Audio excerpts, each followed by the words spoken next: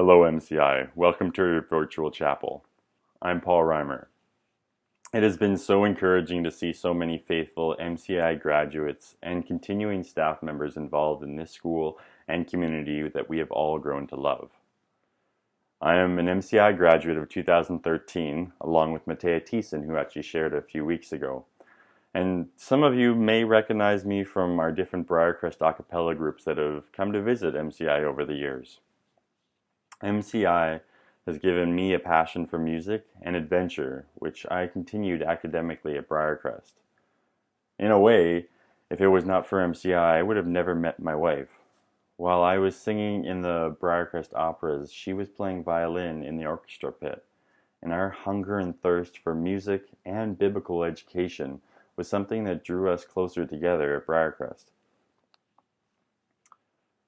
Now, today I want to share a little bit of what we've been reflecting on in our home. See, during my master's, I took some time to write a short commentary on the former prophets. And if former prophets isn't something that you guys commonly refer to, it's understood as Joshua, Judges, Samuel, and Kings. Or as we have it in our common Bibles, Joshua, Judges, and then there's Ruth, which is included in the former prophets, and then 1st and 2nd Samuel and 1st and 2nd Kings.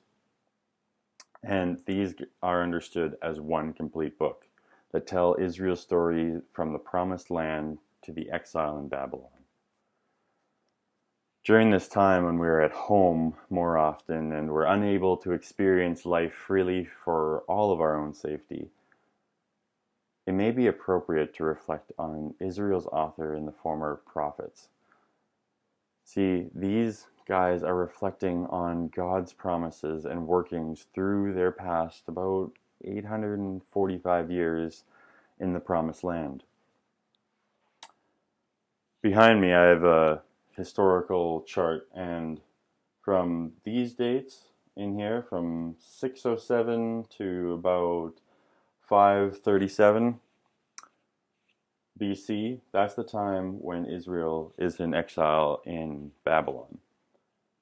This time before, all the way up to about 1452, when Joshua leads Israel into the Promised Land, to 609, we have the former prophets. We have Joshua, Judges, Samuel, and Kings. These guys in this time are writing down their history and the way in which God has been working in their lives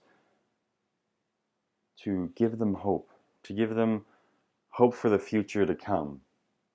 And to understand how they are writing down their history, we must understand that they're taking into account the previous 5 books to these ones within the former prophets. So, the first book that we got in the Bible, Genesis, Exodus, Leviticus, Numbers, Deuteronomy, these books shape the former prophets.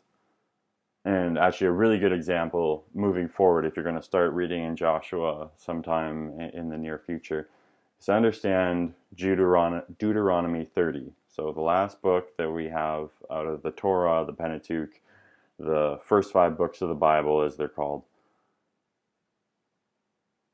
Deuteronomy 30, summarized, is Moses giving Israel a choice of whether they're going to pick life or whether they're going to pick death. Whether they're going to almost choose this Garden of Eden narrative, and moving forward, are they going to choose God or are they going to choose to ignore God? Ignore all the times that He's been faithful, all the times that He's worked out for them in their past.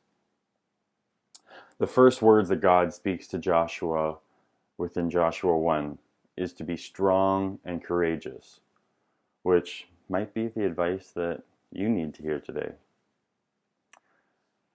Maybe today, in reflecting on Judges, you need to rely on the people that God has appointed within your lives that are willing and capable to guide you. Just like the judges, well, most of them, guided Israel out of their difficult times. Maybe you need to hold on to the promises that are given in our new life in Christ, just as Israel tried to hold on to the Davidic covenant that God made with David. You see, in 2 Samuel 7, around verse 10 to verse 16, we have this beautiful image of, see, David offered God, I'm going to build you a house for your ark to dwell among our people in Jerusalem. And God responds back to David and says, no, I will build you a house, also translated as dynasty. He's going to build David a permanent dynasty that will continue all the way to Christ. These promises that God gives are not given lightly, and He doesn't break them.